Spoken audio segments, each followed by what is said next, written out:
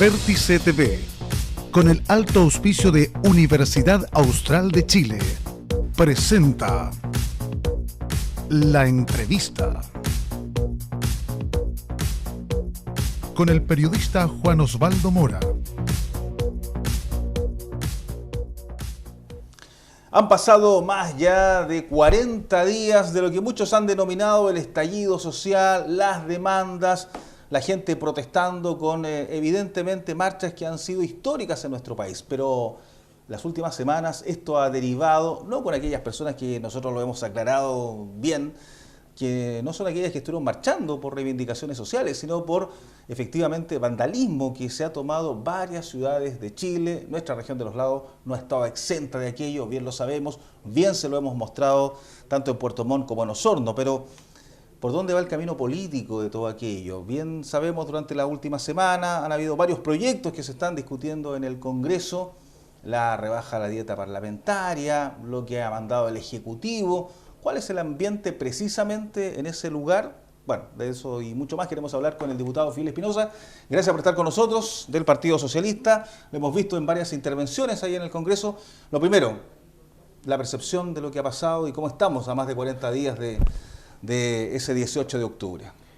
Bueno, primero agradecerte por la invitación, Juan Osvaldo. Felicitar también, porque hay que decirlo a todo tu equipo de los medios de comunicación, del canal, de Vértice y Net TV, porque han hecho un esfuerzo tremendo también por informar lo que pasa, y también eso ha permitido que toda la comunidad se forme una convicción de la situación que se ha vivido a lo largo del país, en particular acá en la región.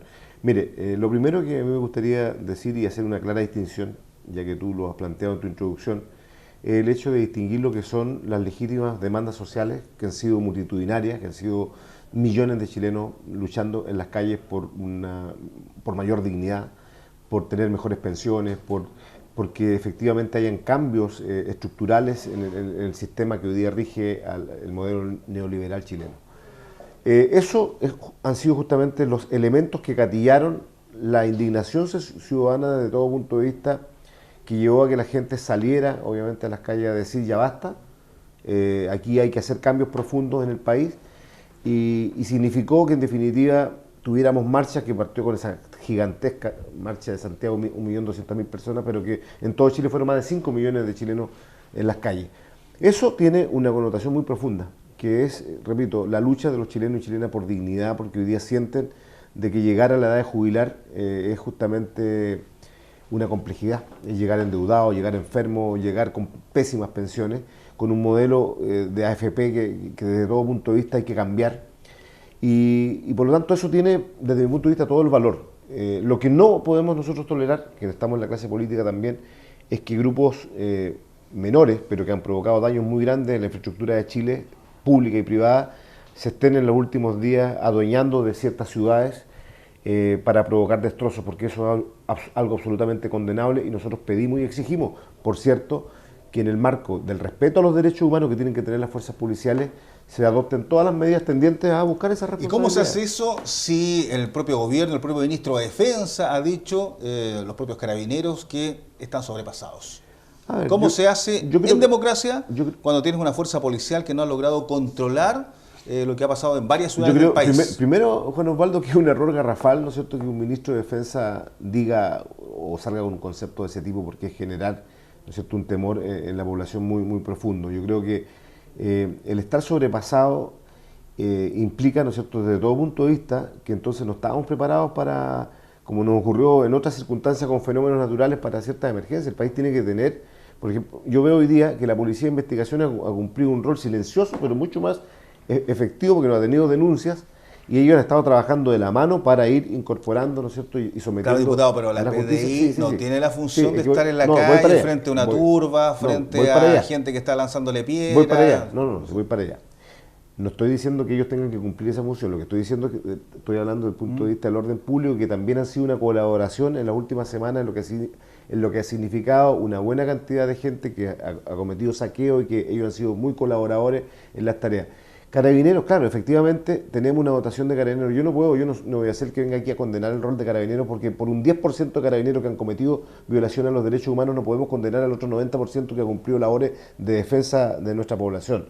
Eso no es así. También han habido muchos carabineros que han sido heridos producto justamente de las manifestaciones. En eso hay que ser súper justos. Pero lo primero, ¿no es cierto?, en un Estado de Derecho, como tú lo has dicho, es respetar, ¿no es cierto?, algo que es inalienable en el mundo, que todos los Estados y sus gobernantes deben respetar, que son los derechos fundamentales de las personas, en el marco, obviamente, del resguardo del orden público. Yo espero que lo que ha hecho, ¿no es cierto?, en los últimos días, que ha sido justamente la institución, de incorporar una mayor cantidad de carabineros, de adelantar incluso las promociones. Adelantaron promociones, carabineros que ayuden, estaban con retiro de los 5 años hacia atrás. Ayuden, correcto, ayuden y signifique ello un motivo de poder controlar, ¿no es cierto?, esta situación, que en la práctica, ¿no es cierto?, es un hecho que todo el mundo condena, y nosotros también desde el mundo político condenamos profundamente, porque no podemos tolerar, ¿no es cierto?, que hayan personas que se dediquen a delinquir o aprovechen una movilización social para delinquir, porque desde ese punto de vista Pero por lo mismo, ¿cómo se hace con las herramientas que hoy día tiene la institucionalidad del país sin sacar los militares a la calle? ¿Cómo se hace para retomar el orden público cuando la policía aparentemente no es suficiente, la que está dedicada a aquello que es Carabineros?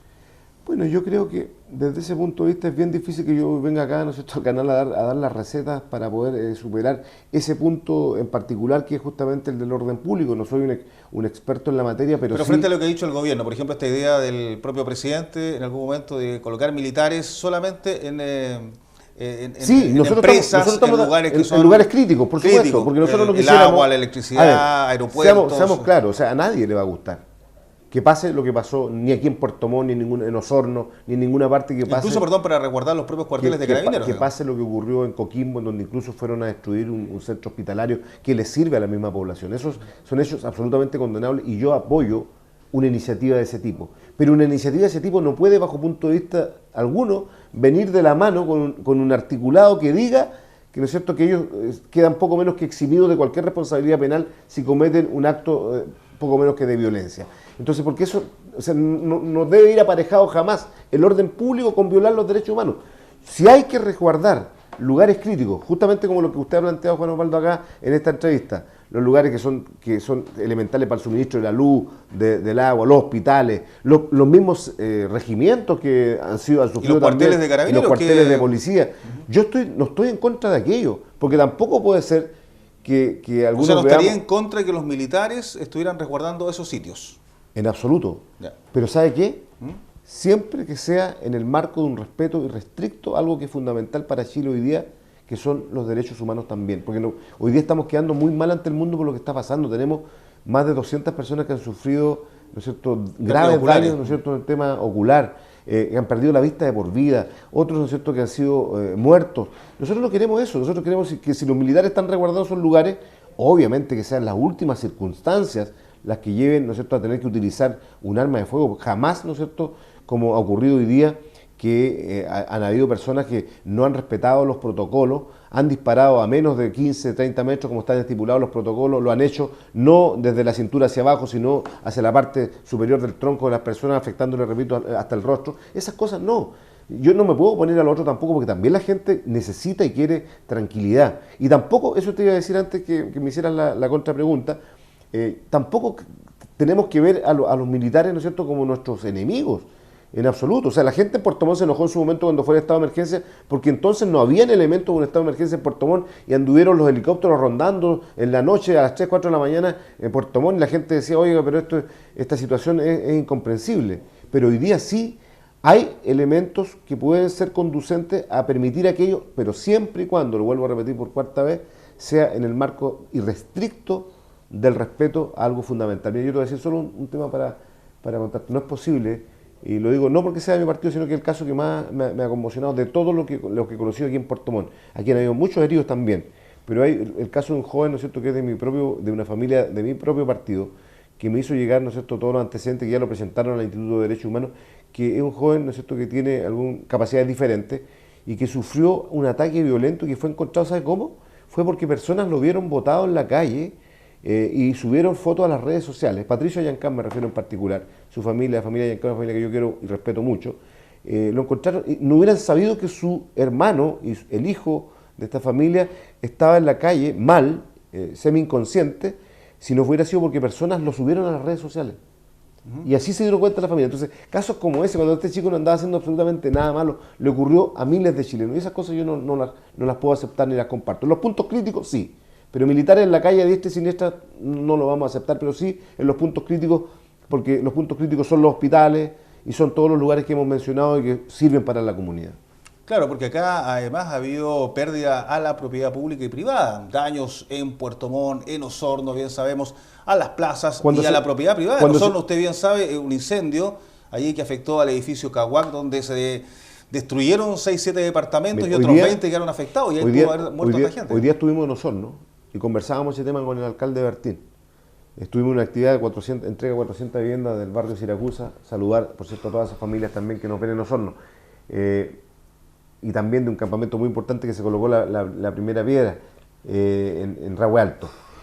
Pero mira, y él me decía que esa desgracia que ocurrió, ese acto intencional de incendio, pudo haber costado cientos de vidas humanas. Pero por cierto.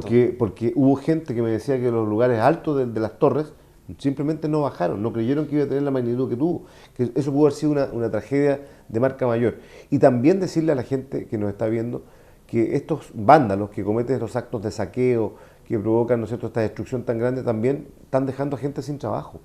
Porque también hoy día ustedes saben que la legislación hoy día establece que cuando alguien se da a la quiebra por situaciones de este tipo, muchas veces eso rompe los derechos laborales de muchos trabajadores.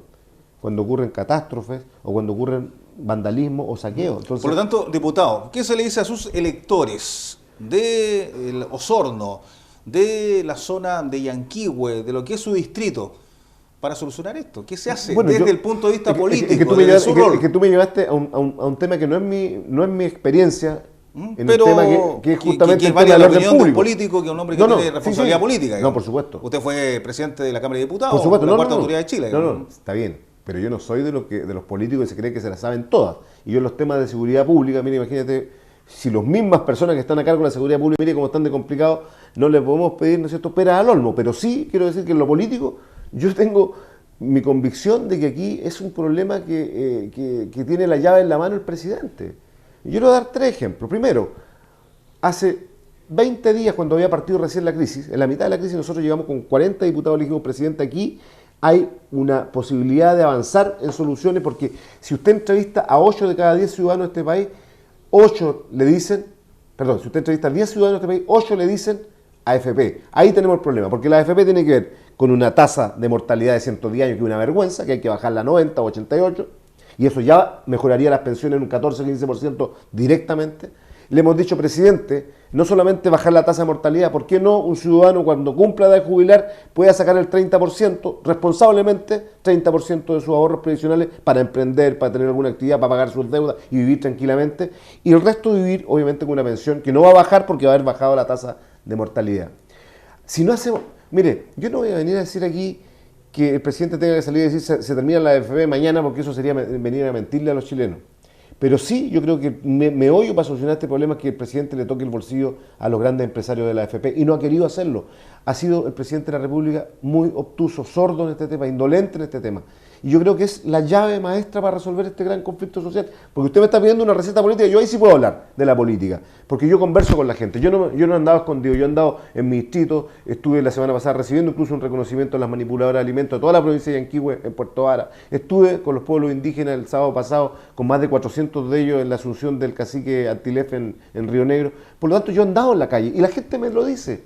Don Fidel, trabajé 40 años para jubilarme con 150.000. ¿Es justo eso? Yo también encuentro que es absolutamente injusto. Entonces el meollo son las pensiones y la AFP. Las pensiones por un lado que están mejorando. Yo no estuve de acuerdo con que el presidente en el tema de las pensiones básicas solidarias solamente se le subiera el 50% a los que tenían más de 80 años. Porque yo creo que es discriminar a los adultos mayores de 65 a 80, porque se va a subir por tramo. Pero en el tema de las jubilaciones, el principal problema, ¿sabe por qué? Juan Osvaldo, disculpa que me extienda en esto. Pero ¿sabe por qué? Porque el joven de 14 o 15 años anda en las calles marchando y luchando porque sus papás han sufrido esto. Llegan a viejos, llegan a jubilar, pésimo, endeudados, como te decía hace un rato, enfermos y más encima con pensiones bajas. El de 30, 40, 50 años ya tiene miedo de llegar a jubilar. Y el que está en edad de jubilar siente que la AFP lo están estafando hasta el último día porque ahora incluso con los vaivenes de la economía de estos días los trabajadores siguen perdiendo plata de sus cotizaciones y pierden directamente. El otro día me escribió un señor de Puerto Vara y me decía, mire, Fidel, en septiembre tenía 93 millones en mis cotizaciones previsionales, hoy día tengo 83, ¿cómo esto es un robo? Y yo encuentro que sí es un robo, porque tiene que haber un seguro. Un seguro que diga, oiga, usted tiene 55, nadie le va a tocar su ahorro previsional de 55, le quedan 10 años. Porque no puede ser que llegue a 64, esté a punto de jubilar y te pegue, ¿no es cierto?, la AFP el último zarpazo. Eso yo encuentro que la gente lo cansó, aparte de muchos otros temas, por cierto, no estoy desligando la corrupción en la política, en las empresas, la colusión de la farmacia. Pero en el caso de la AFP, el argumento sería reformarlas bajo este sistema, bajo lo que estás planteando. Yo creo que lo primero es porque hay que hacer medidas inmediatas y medidas a largo plazo. Después de la Constitución, de la nueva Constitución, que yo creo que debemos tener una nueva Constitución en Chile para pegar, ¿no es cierto? Si queremos decir, mira, no más AFP o crear un modelo distinto, bienvenido. Pero eso se va a demorar 2 o 3 años. Mientras tanto, tenemos que darle una respuesta a la gente. Yo creo que ahí el presidente ha sido, como lo decía recién, con el mayor respeto, sí, ha sido absolutamente sordo, no ha querido tocar el bolsillo de quienes son sus amigos, los empresarios. Y eso es lo que tiene hoy día al país muy molesto. Si yo no había visto, cuando uno ve los matinales de repente en la mañana antes de irse a la pega, aparte en 7:45 los matinales, yo no he visto nunca antes tanta gente que la entrevisten y todos digan, no, el presidente que se vaya para allá. Eso no se había visto en Chile antes. Y la verdad que también es lamentable porque el presidente ganó con un 57% de respaldo ciudadano y hoy día tiene menos de un 10% de respaldo. Entonces, eso no es bueno tampoco para la democracia, se pone en riesgo la democracia. Claro, la figura de la presidencia. Porque la figura, porque hoy día tú conversas con parlamentarios de derecha y en el café o alguien fumándose un cigarro, ¿no es cierto? Y te dice, ¿no? Esto está muy mal, está desbordado, tenemos miedo de la democracia. Y eso tenemos que cuidar, la democracia hay que cuidarla. Jamás permitir, ¿no es cierto?, que haya un golpe de Estado, pero para eso, obviamente, el presidente tiene que imponer su criterio. Y aquí ¿Ha faltado liderazgo? Ha faltado mucho liderazgo del presidente, porque el presidente se escucha a sí mismo. Entonces él no puede entender. Hay mucha gente que le ha dicho lo que yo te estoy diciendo de este canal. Hoy día me lo dijo alguien de RN, en esta actividad que estuve en Osorno, me decía, si nosotros le hemos dicho al presidente que el tema son las AFP. La pregunta es, ¿por qué no quiere tocar las AFP? ¿Tiene también inversiones en la AFP? No creo. Pero si las tiene, sería más complicada su situación. Entonces, yo la verdad que tengo la plena convicción. Yo no soy el dueño de la verdad, pero creo que hay un punto neurálgico. La AFP por un lado, la ISAPRE y los bancos. ¿Los bancos por qué? Porque nosotros creamos el CAE, ¿cierto? Y el CAE hoy día tiene 800.000. Yo nunca pensé que eran 800.000. Son 890.000 alumnos que están pagando endeudados con el CAE muy mal. Y eso también salen a la calle porque están pagando 3 carreras, porque están endeudados de aquí al 2035 y obviamente hay que hacer algo también por ellos. O sea, salen a trabajar ya con una deuda significativa, digamos, por cierto. O sea, cuando ya su hijo está cumpliendo 17, 18 años, se tienen que meter... Claro, o sea, endeudarse nuevamente por el hijo. Endeudarse nuevamente por el hijo. ¿Sueldo mínimo de cuánto?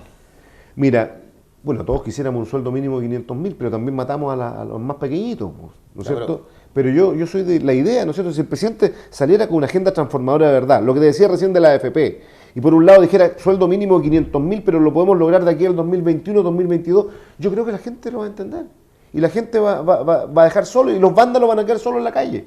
Eso es lo que yo creo. ¿Pensión mínima?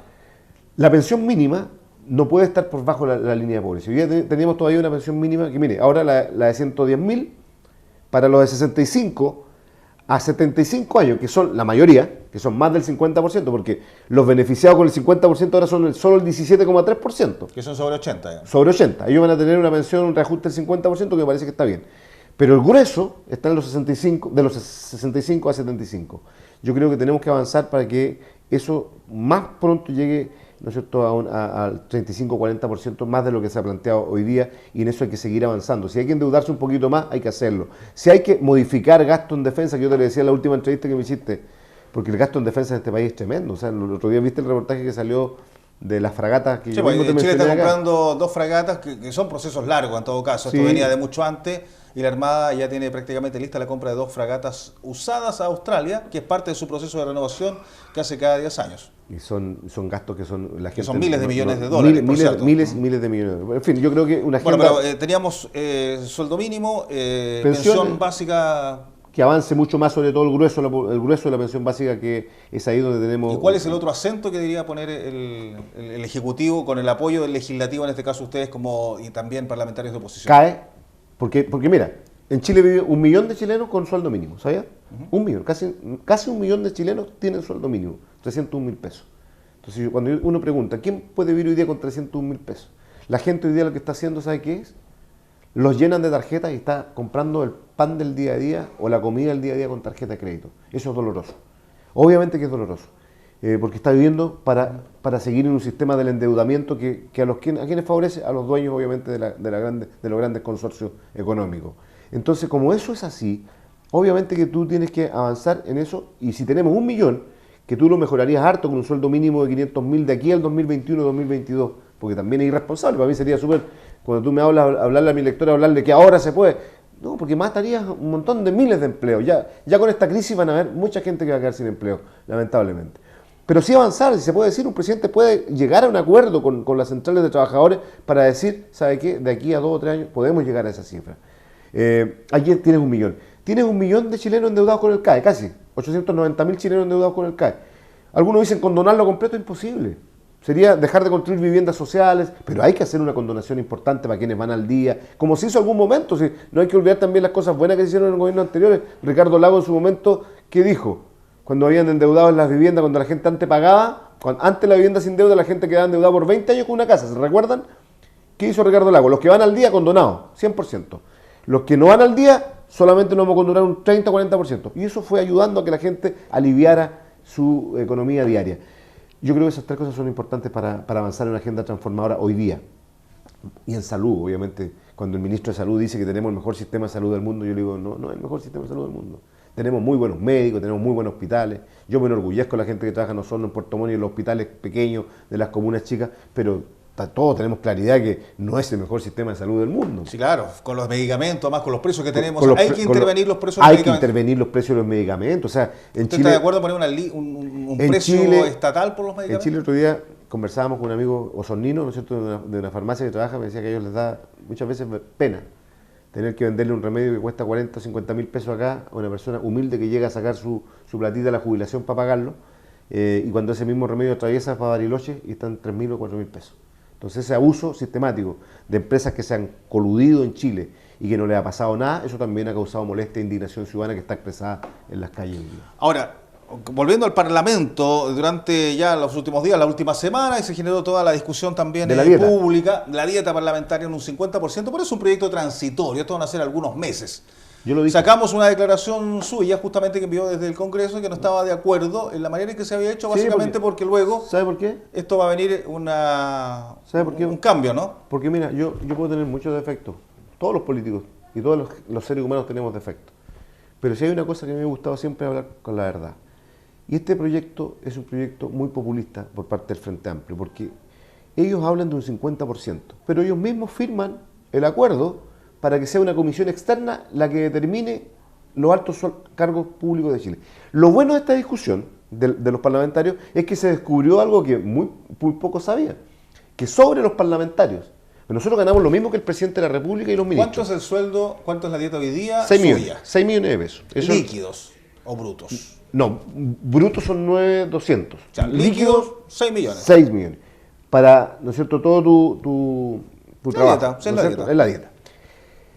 Hoy día hay 2.600 cargos públicos que están por sobre el presidente de la República. Se descubrió en el marco de esta discusión, 2.600 cargos. Los de Codelco son escandalosos. Un señor de Codelco puede ganar 4 o 5 veces lo que gana el presidente de la República y lo que ganan los ministros y parlamentarios. Nosotros por constitución ganamos lo mismo que un ministro de Estado, y eso quedó establecido en las constituciones de muchos años. Me acuerdo de la época de Ricardo Lagos, me acuerdo de la reforma. Cuando en la reforma se mejoró, cuando estaban los sobresueldos, sí, claro, y había ministros de Estado que recibían el sobre, ahí se hizo una reforma que eso fue lo que significó igualar todo. Al ministro con un parlamentario. Porque yo dije el otro día, yo intervine en la sala, no sé si ustedes lo sacaron como noticia, tengo entendido acá. Y yo dije, digámosle a los chilenos la verdad, esto es transitorio. Y puede ser que dure 2 meses, porque después van a decir, ¿qué va a pasar cuando esta comisión externa del Banco Central diga, ¿sabe qué? Todos los altos cargos públicos se les baja el sueldo, pero se les bajan un 20%. ¿Van a decir que engañamos a los chilenos? Yo no me siento parte de ese engaño. Yo lo dije en la sala, claro, porque tendrían que subirse un 30% de nuevo, para llegar al Entonces, obviamente, yo no me voy a prestar para eso. Entonces, yo se lo dije a los jóvenes del Frente Amplio, a Jackson y a Boric, que digan la verdad también ellos. O sea, si ellos salieron hablando, no, lo logramos, y todos se abrazaban, se tomaban de las manos, pero no es tan así. No va a ocurrir así porque nosotros tenemos, por constitución, y después con la nueva constitución, si determinan esa cosa, bien, pero por constitución son el mismo rango. Ahora, lo importante es que logramos sí echar abajo, yo voté en contra, de que querían meter a todos en un mismo saco, la derecha en particular, a los trabajadores de los parlamentarios, y eso yo lo encuentro injusto, porque un trabajador del parlamentario gana 1 millón de pesos, el máximo, 500.000 pesos el mínimo, entonces reducirle a la mitad a ellos era condenar a nuestra gente que los atienden, eso es la gente que atiende a nuestros electores en nuestras oficinas, los que tenemos oficinas parlamentarias abiertas para la ciudadanía. Entonces, yo tengo oficina en Puerto Vara, en Osorno, tengo algunas pequeñas en Muermo y Fresia, y es nuestra gente que atiende allá la que está en esa oficina. Hubiera sido eso. Y también yo me negué, me criticaron por eso, de sacar a los jueces. Yo consideré que meter a los jueces en este tema no correspondía. La verdad que lo digo honestamente, yo voté en contra de que los jueces sean incorporados en esta materia porque era ensuciar un proceso que es netamente político. La gente quiere que los altos cargos públicos, los políticos, ministros o en el mismo Parlamento, tú sabes que en el Parlamento hay personas que ganan más que los parlamentarios. Sí, claro, la gente que está en la parte administrativa, el secretario... Un secretario, un abogado, para que la gente lo sepa, un abogado de la Cámara de Diputados no deja ganar 8 millones de pesos de la Cámara, los que están en las comisiones, todos los pero días. había gente que ganaba 15, 18... 14, 15 millones en la Cámara de Diputados, algunos. Entonces nosotros, claro, hemos sido también, irresponsabilidad, yo también lo planteé así, este desprestigio de la clase política es culpa también de la clase política de nosotros mismos. O sea, estos parlamentarios enlodaron a todos cuando recibían coimas, ¿Cuándo reciben el primer cheque con el 50% menos? Esa no es una respuesta que yo te pueda dar, porque tiene que ser cuando el presidente promulgue la ley. Y cuando el presidente promulgue la ley, que puede ser en enero, puede ocurrir. Por eso yo salí diciendo lo que dije, porque yo creo que esto es una mentira al país. Y yo no estoy dispuesto a mentirle al país. Aquí esto va a ser más o menos, acuérdense de mí, coincidente con la propuesta que llegue de la... Y puede ser que se dé por 2 meses. Que sea un mes o 2 meses. Puede ser que sea un mes, no sé dónde. Claro, yo no estoy dispuesto a mentir en absoluto. ¿Y qué esperaba? ¿Entonces esperar? No, yo espero que el presidente promulgue, yo espero que el presidente promulgue en diciembre. Tendría que promulgar en diciembre. No, pero si no se hubiera hecho con un 50%, ¿qué hubiera sido lo lógico de acuerdo a este criterio que estás planteando? Mira, yo creo que lo lógico para todas las altas autoridades públicas, ministro de Estado y todo, es que hubiera sido un 25-30%. Yo creo que eso es y lógico. Teniendo como tope ¿por qué? Porque el presidente de la República y de ahí sí, hacia abajo. Y alguien dijo algo muy importante, nadie puede ganar más que el presidente de la República. Si un señor de Codelco no puede ganar 35 millones de pesos, es un escándalo. Bueno, Televisión Nacional pasa exactamente lo mismo, ¿no? En Televisión Nacional, los mismos que están en los matinales a veces hablándonos de toda la mañana de las desigualdades. Sí, claro, con ganan sueldo... 20, 30 millones de pesos. Entonces, y casi bueno, llorando. pero ¿sabes qué? Yo quiero hacer una autocrítica, si me permite, antes de terminar la entrevista, que ya no hemos pasado, pero quiero hacer una autocrítica. Y lo estaba diciendo cuando usted me interrumpió con otra pregunta, pero que era muy justa. Que el desprestigio esté en la clase política es parte y la culpa de la clase política, porque aquí se permitieron cosas. Si no hubiera ocurrido el caso Penta, que se descubrió el financiamiento ilegal y que se han descubierto tantas otras cosas, hubiéramos seguido cooptados por los grupos empresariales de este país. Pues. Si eso no es normal que hayan diputados que hoy día van a dar a los matinales, van a dar recetas de cómo salir de la crisis, pero que tenían en su aporte reservado 500 millones. No es normal, porque en esos 500 millones tienen que haber muchas empresas que son las que han abusado de los chilenos durante todos estos años. Entonces yo en eso me siento absolutamente libre de hablar, porque yo jamás he tenido, ¿no es cierto?, un aporte que no haya sido más que el mínimo. Yo creo que en mi última campaña mi aporte total fueron 12 o 13 millones de pesos, que para una campaña no alcanza ni para los calendarios, ¿no es cierto?, y unos avisos radiales. Entonces tengo la tranquilidad de hablar. Y yo creo que le hizo mal a la clase política, al Parlamento en particular, a nivel de desprestigio que tiene, todo lo que se ha descubierto. El financiamiento ilegal, cómo los empresarios le redactaban por correo electrónico a los parlamentarios, a la propia presidenta de la UDI, las indicaciones. Obviamente que la gente se indigna por eso, porque siente que muchos fueron al Parlamento a defender intereses empresariales y no los de la gente. Y en eso yo le encuentro toda la razón a la ciudadanía con su indignación. Diputado, y respecto a lo mismo, ¿cuánto tiempo lleva usted en el Parlamento? Yo llevo 17 años en el Parlamento. Y he obtenido mayoría que tú las has conocido. No, está bien, sí, ha sido importante. Pero el diputado Ojeda de Osorno también tenía mayoría alta, pero estaba desde que volvió la democracia, como hay algunos alcaldes. ¿Se le debe poner sí, por supuesto, un límite a aquello? Absolutamente, no. Y de hecho, el 2012... Porque usted va a terminar probablemente yendo después a candidato a senador, usted lo ha dicho. Sí, y podría sacar 30 años en el Parlamento. ¿Le parece lógico? Pero ahí me empieza a cuestionar un tema de que yo tuve el derecho de ser candidato en 2013.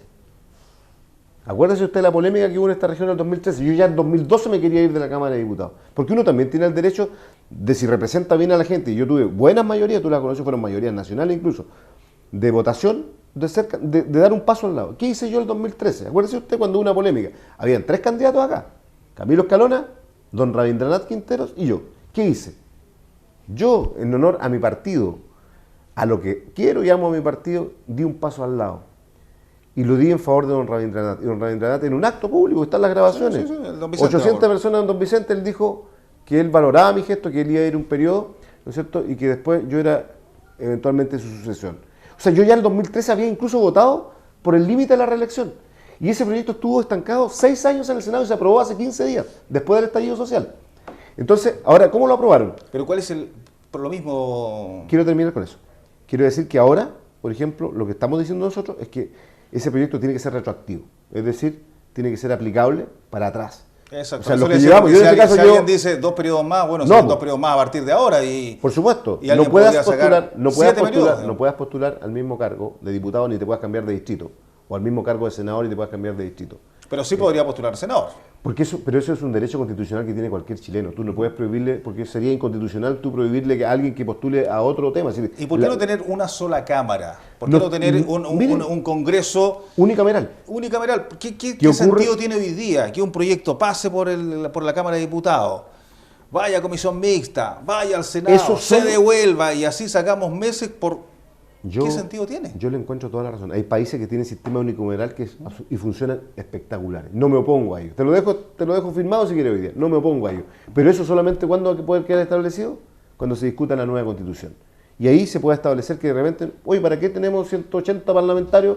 Tengamos una sola cámara. Podríamos tener una cámara de 120 mezclada y chao. Por ejemplo. Diputado, yo le quería contar eso porque finalmente muchos se estarán preguntando, pero ¿cuál es su mea culpa si usted ha estado 17 años en el Parlamento de todo lo que ha pasado adentro? Porque aquí, claro, mágicamente vino el estallido social y hay unanimidad en bajarse el 50%, independiente de que sea transitorio o no, la dieta. Y antes las dietas se discutían a puertas cerradas y nadie levantaba la mano para decir... Yo me pongo públicamente. Era probablemente poco popular dentro del mismo Parlamento, porque me imagino que hay bullying dentro del Parlamento respecto a ciertas cosas. Pero mágicamente hoy día todos están de acuerdo. ¿Por qué? Porque la calle está diciendo otra cosa. Pero ¿por qué no fueron capaces los parlamentarios, siendo hoy día el desprestigio que ustedes tienen como institución del Estado? A ver, mira, yo tengo como institución. Como institución, yo por lo menos he sentido que puedo recorrer las calles de mi ciudad, en Osorno, en Puerto Montt, en mi distrito, en Puerto Vara, mirando a la gente de frente porque he defendido sus derechos siempre. Entonces, por lo tanto, a mí no me pueden decir, oye, este diputado ha sido un diputado flojo, no se merece, ¿no es cierto?, seguir siendo parlamentario. No, a mí no me ha pasado eso. Y siento que ha sido fruto de ese trabajo, pero también hay que ser autocrítico. Y en el ser autocrítico yo sí quiero hacer una autocrítica, que no fuimos capaces de llevar adelante o sacar la voz mucho más fuertemente cuando éramos gobierno nosotros, de haber golpeado la mesa más fuertemente para que en nuestro gobierno, independiente que no teníamos mayoría, porque eso es lo que nos ha dicho la derecha. Ah, pero ustedes fueron mayoría. No teníamos mayoría suficiente para hacer los cambios estos de AFP, de ISAPRE, que la Constitución los protege mucho. Pero sí debimos haber golpeado la mesa para que esa es mi autocrítica que yo hago, para que se hubieran presentado los proyectos igual. Y aunque lo hubiéramos perdido en la sala. ¿Sabe por qué? Porque lo hubiéramos podido mostrar hoy día a los chilenos. Mire, así votaron cuando quisimos cambiar esto. Pero ¿qué pasaba? Decían, no, es que no están los votos para eso, pucha, ¿para qué no vamos a meter en ese lío? Esa es una autocrítica que yo hago.